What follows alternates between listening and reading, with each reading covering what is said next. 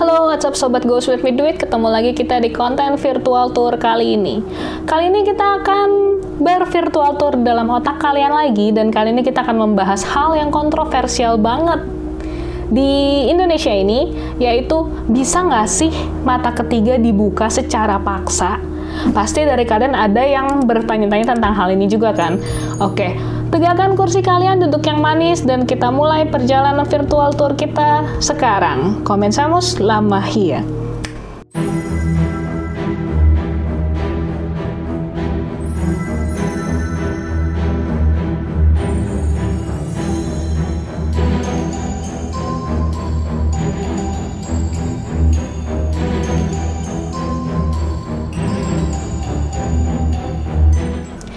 Pertama-tama, apa sih mata ketiga itu? Mata ketiga adalah sebuah cakra yang memungkinkan kalian melihat hal-hal yang tidak bisa dilihat dengan mata fisik, atau bahasa kerennya clairvoyance. Nah, kita di sini harus setuju dulu bahwa semua orang punya mata ketiga, dan semua orang bisa merasakan hal-hal gaib. Hanya bedanya ada orang yang terlahir dengan bakat dan ada orang yang terlahir dengan tidak. Jadi semuanya memang bisa dilatih. Jadi semua orang tuh bisa untuk jadi jago ngelihat hantu, jago ngeramal masa depan, itu bisa. Tapi bedanya tidak bisa dipaksa. Kalau kalian paksa, apa sih efeknya? Nih ya, saya kasih contoh. Misalnya kalian gak jago nyanyi, terus kalian maksa harus bisa suaranya sebagus Taylor Swift dalam waktu 6 bulan. Apa yang terjadi? Pita suara kalian akan rusak, dan itu juga nggak akan tetap bisa sebagus Taylor Swift, saya yakin. Sama, mata ketiga juga demikian. Jadi jangan menganggap kalau misalnya ilmu clairvoyance atau mata ketiga ini adalah sesuatu yang spesial banget. Enggak kok. Setiap manusia punya bakatnya masing-masing, dan setiap orang setiap orang derajatnya sama di mata Tuhan, apapun bakatnya. Nah, karena sekarang kita lagi bahasnya mata ketiga adalah orang yang terlahir dengan mata ketiga yang sudah terbuka dengan lancar, itu tidak susah memang untuk melatihnya dan mengasahnya jadi lebih bagus lagi. Tapi kalau yang belajar itu harus pelan-pelan. Tapi nggak sedikit orang-orang yang saya temuin yang baru mulai belajar umur 40, tapi dia kecepatan belajarnya bagus dan dia jadi lebih profesional dari orang-orang yang bahkan bisa dari lahir gitu. Nah, begini. Resiko yang pertama, kalau kalian memaksa mata ketiga kalian terbuka dengan waktu yang sesingkat-singkatnya, sementara kaliannya sendiri ini belum siap, kalian akan menerima paparan energi negatif yang terlalu kuat. Contohnya gini, orang yang kulitnya coklat, ketika terkena paparan sinar matahari, nggak terlalu parah. Kayak kita, bangsa Indonesia nih yang memang tinggal di dua musim, kemarau dan hujan, udah itu aja. Itu ketika terkena sinar matahari yang terlalu terik, itu kita biasa aja, paling cuma merah-merah dikit, itchy, gatal-gatal sedikit. Tapi kalau orang Eropa, ketika dia kulitnya putih banget, kena paparan sinar matahari, apa sih? Mereka bisa sampai masuk rumah sakit loh. Mereka bisa sampai masuk rumah sakit dan kulitnya mengelupas. Sama dengan indera keenam, sama dengan mata ketiga. Ketika misalnya kalian maksa buka dan kalian kena paparan energi negatif yang terlalu kuat, itu yang bisa dibilang, istilahnya kalau orang tua bilang gini, lu kalau kebanyakan belajar dukun nanti bisa gila loh. Nah, iya, kalian bisa gila, bener banget. Karena kenapa sih? Karena nomor 2, begini, ketika mata batin kalian terbuka, mata ketiga kalian terbuka, itu akan sangat berisik dan bising, dan banyak banget yang kalian lihat di sekitar kalian, dan kalian nggak bisa fokus. Akhirnya kalian sendiri yang jadi jadi ruwet, jadi nggak bisa fokus ke kerjaan, nggak bisa fokus ke keluarga, nggak bisa fokus lagi ngomong apa, karena ada suara-suara bising di kepala kalian yang ngebisikin kayak apa sih, kayak misalnya di sana di ujung kiri ada kuntilanak yang bilang, tolongin saya, anak saya hilang misalnya gitu. Terus di sebelah kanan ada orang yang bekas kecelakaan, dia minta tolong buat dibawa ke rumah sakit, padahal sebenarnya dia nggak tahu kalau dia udah meninggal. Suara itu kan berputar-putar di kepala kalian, dan karena kalian belum terbiasa, kalian nggak bisa mengolah itu gitu. Kalian nggak akan bisa mengolah di mana sih dunia yang nyata dan mana dunia yang palsu. Dan itu yang menyebabkan akhirnya mental kalian terganggu. Jadi bukan gini ya, bukan kalian jadi gila karena digangguin jin, bukan. Tapi karena kaliannya sendiri memang yang tidak bisa memisahkan antara realita dan dimensi lain gitu. Dan yang selanjutnya adalah kalian diminta tolongin sama makhluk yang tidak terlihat, tapi kalian nggak bisa bantu. Karena mayoritas makhluk-makhluk yang muncul di sekeliling kita itu bukan mau nakut-nakutin kita loh. Mungkin kita selalu berpikirnya, gue diganggu sama kuntilanak nih, pasti dia iseng mau gangguin gue. Enggak. Mayoritas dari mereka adalah minta tolong diseberangkan. Minta tolong diajari tentang agama, gimana caranya mereka bisa kembali kepada Tuhan pencipta mereka, atau gimana caranya mereka bisa reinkarnasi.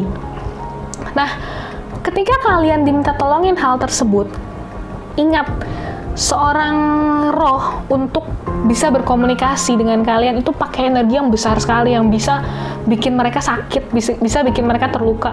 Tapi mereka nggak bela-belain hal itu untuk minta tolong kalian, dan ternyata mereka minta tolong sama orang yang salah. Jadi kalian nggak tahu caranya ngebantu, kalian nggak tahu harus ngapain. Itu akan menjadi, ya mungkin kalian saat ini akan berpikir kayak, ya udah itu sih urusan mereka, bukan urusan gue. Tapi that's a bad thing to do. Itu hal yang buruk karena kasihan banget. Jadi mereka meminta tolong pada orang yang salah. Kita memang nggak bisa bilang kalau semua orang bisa bantu. Semua orang yang memang punya ilmu mata ketiga dari lahir misalnya, terus bisa ngebantu, enggak juga. Tapi at least mereka akan sedikitnya mengerti gitu, paham, berkomunikasi secara baik. Ini orang maunya apa, saya bisa ngapain. Hal-hal yang seperti itu gitu. Nah, yang selanjutnya adalah karena kalian kurang pengalaman, kalian nggak bisa memberikan jalan terbaik.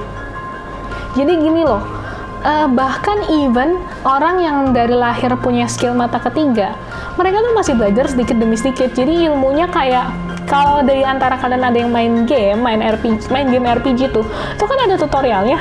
Misalnya buat loncat pencet space, terus buat nunduk pencet C misalnya. Itu ada tutorialnya, dan mereka akan menemukan itu di sepanjang jalan hidupnya. Misalnya di umur 12 nih mereka baru belajar tentang caranya berkomunikasi dengan arwah. Mereka belum bisa ngeluarin orang kesurupan, tapi di umur 16 mereka baru dapat ilmu itu misalnya. Dan di umur 18 mereka baru dapat ilmu untuk nyembuhin misalnya, untuk ngebantuin orang yang kena santet. Itu tuh jadi mereka belajarnya bertahap.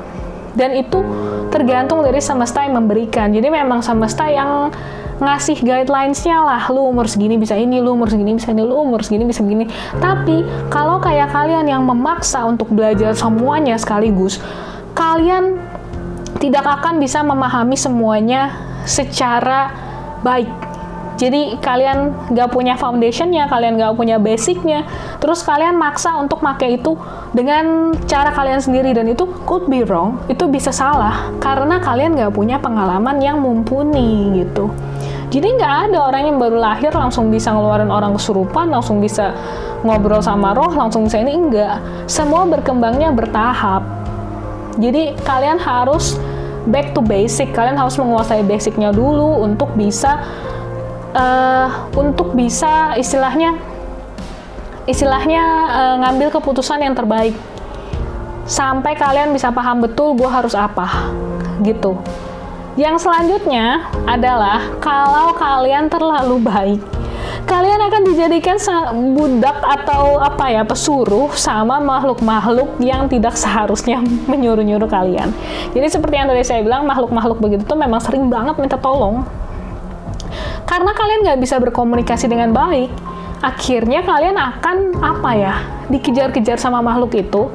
Terus kalau kalian nggak bantuin, kalian akan diancem-ancem. Ayo dong, gue gangguin terus nih, nggak bisa tidur, kalian pusing, dan akhirnya kalian terpaksa melakukan apa yang mereka suruh. Misalnya mereka nyuruh naruh sesajen di gunung A, mereka suruh kasih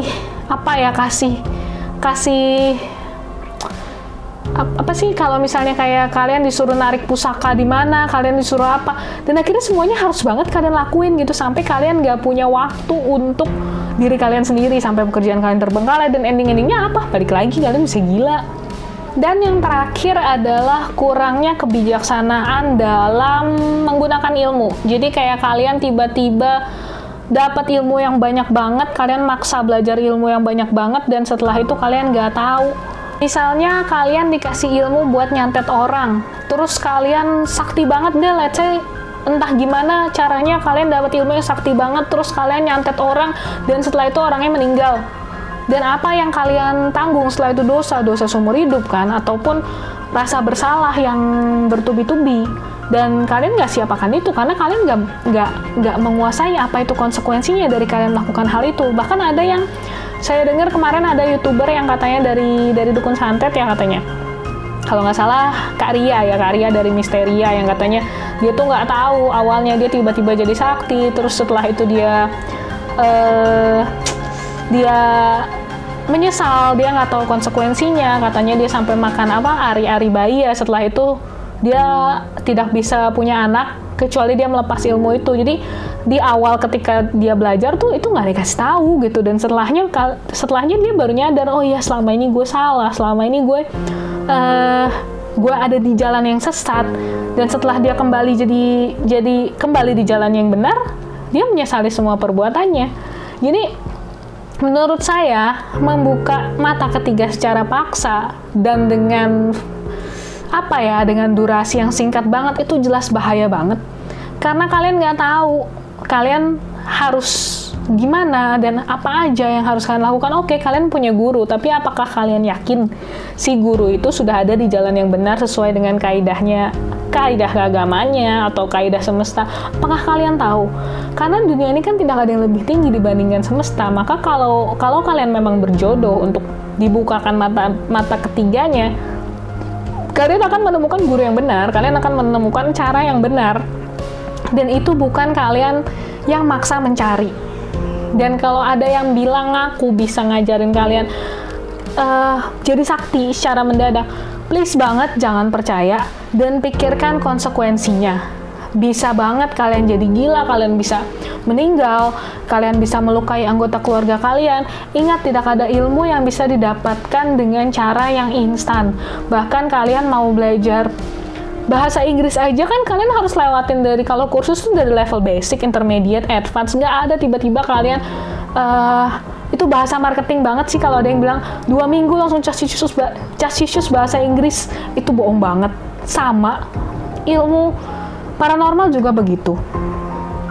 Jadi saya sarankan kalau kalian mau membuka mata ketiga, belajarlah dengan cara yang benar, dibimbinglah dengan guru yang benar, dan yang pasti pelan-pelan, karena tidak semua orang punya kemampuan yang sama. Kalaupun kalian punya kemampuan yang rendah di ilmu paranormal, ya kenapa enggak? Bukan artinya kalian manusia yang payah, dan kalau kalian lebih jago di antara orang lain di dunia paranormal juga bukan artinya kalian orang yang luar biasa, orang yang sakti. Karena semua manusia sama derajatnya di dunia ini, dan bakat paranormal itu, bakat mata ketiga itu pada dasarnya hanya sama seperti bakat-bakat yang lain, seperti bakat menyanyi, bakat memasak. Jadi jadilah diri kalian, belajar, berminat boleh, tapi jangan memaksakan semesta untuk memberikan apa yang tidak seharusnya jadi milik kalian. Gitu aja sih.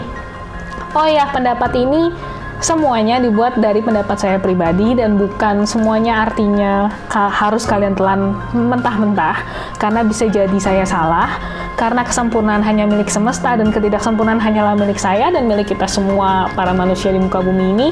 Saya rasa segala macam sharing dan pendapat itu diperbolehkan, tapi pastikan kalian melakukan apa yang dituliskan atau disuruh oleh Tuhan semesta alam, terlepas dari apapun agama kalian. So that's it untuk pembahasan kali ini tentang apakah membuka mata ketiga secara paksa itu baik. I would say no, jelas enggak banget. Kalau kalian ada pertanyaan atau apapun boleh tinggalkan di kolom komentar dan kita akan bahas bareng. Jadi hari ini kita sampai di sini aja. Saya Cecilia dari Ghost Make Me Do It. Pamit sampai di sini, dan kalau kalian ada saran tentang topik apa yang ingin dibahas boleh tinggalkan di kolom komen. So, selamat malam dan semoga semua makhluk hidup berbahagia. Bye bye.